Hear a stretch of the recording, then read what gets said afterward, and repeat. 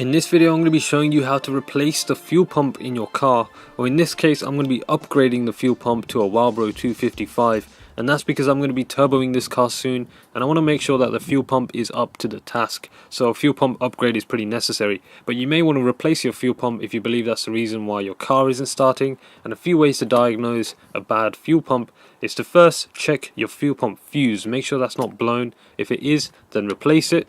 Secondly, check your fuel pump relay. Make sure that's clicking on and off when you turn on the ignition, because that's what triggers the fuel pump to turn on and prime before you start the car, so you should be able to hear it click. If you don't, then replace the fuel pump relay. And if you replace these two things, you should be able to hear your fuel pump priming when you first turn on the ignition. If you don't hear that humming noise for a few seconds, then your fuel pump will need replacing. If you do hear the humming noise, like I do here, then the fuel pump is fine.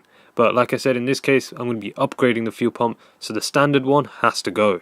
Now I should mention, before starting this job I did make sure that the fuel tank was pretty much empty on this car. The fuel light was on, so this should help make a less messy job, so you don't have to deal with a bunch of fuel in the fuel tank when taking the fuel pump out. And I've also disconnected the battery, just in case anything decides to short out near the fuel tank where there's some fuel left in there, because that would be really bad. So just disconnect the battery just to be safe. Now in this car you can access the top of the fuel tank and the fuel pump from underneath the rear seats. In other cars you can access it from the back in the boot, and if you can't do that, then you probably have to drop your fuel tank, which you can do by unbolting the fuel tank straps. There's usually two of them, and you can drop the fuel tank like that and then access the top of it to access the fuel pump. But we're going to be unbolting the rear seats, which is fairly simple to do. There's two bolts on the back side of the bottom rear seats. There's a 12mm on each side, and once you do that, the bottom half of the seats does come loose. And you can also remove the top half of the seats if you want more space to work with. It's not always necessary. I did remove them. It's just 8 10mm bolts, and you can take the top half of the seats off of the hinges as well. Now to fully remove the bottom half of the seats, there are two really stubborn clips at the front of the rear seats. So you want to get a good grip from underneath the seats and give it a really hard pull, and eventually these clips will come loose, but be careful not to hit yourself in the face with the seats, because that did happen to me a few times. Alright, so under the rear seats, look at that. Got some money down here. 5p, 1p, 10p.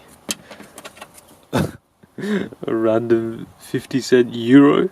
I wonder if this car ever went to Europe. Huh. Well, I'm now taking this money. Now with the rear seats removed, we can see there's a cover for the top of the fuel tank. This is held on by 3 10mm bolts. Simply unbolt these, and then there should be some connectors that you want to unclip for the wiring harness, and then you can remove that entire cover plate out of the way. So with that removed, we can see there's two hoses coming out of the fuel tank. One is for fuel in and one is for fuel out. You want to unscrew these and twist these hoses off, but make sure you keep a note of which hose goes where. In this case I just made sure that the one with the blue writing was for fuel out and the other one was for fuel in.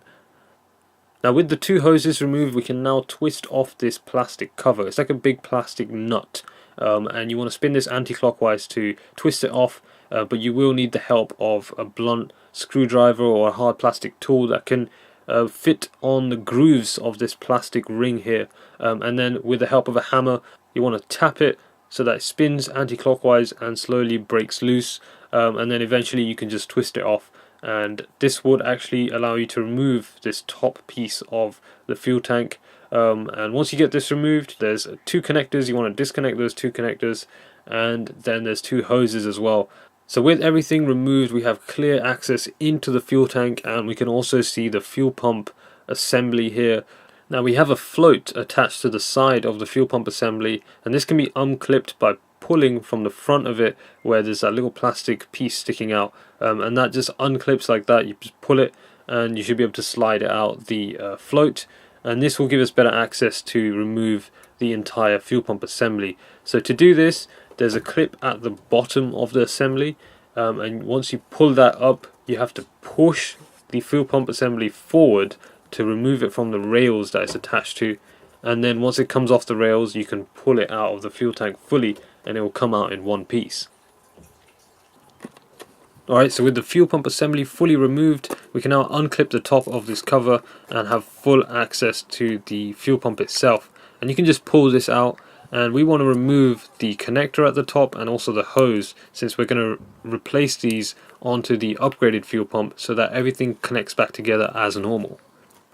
And I also should mention that I'm going to be keeping the old fuel sock and putting that onto the upgraded fuel pump, since this sits at the right angle for the fuel tank, and the old one doesn't seem damaged or in bad condition, so it shouldn't be a problem.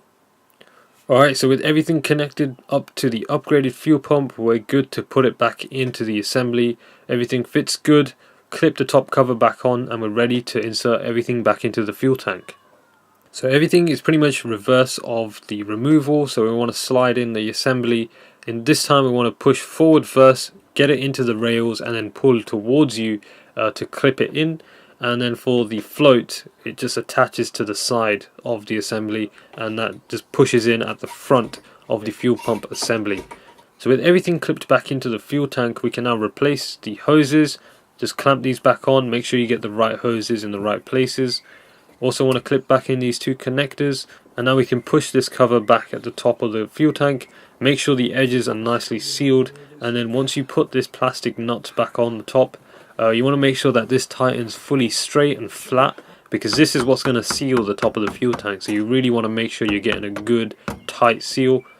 And then reconnect the two hoses at the top and also the three connectors for the wiring harness, and then we're ready to put back the cover of the fuel tank. So it's just three 10mm bolts again, and we're good to go. At this point I did turn on the car just to make sure that the fuel pump was working before we put back the rear seats, and everything was working fine. You can hear it priming and the car's running good.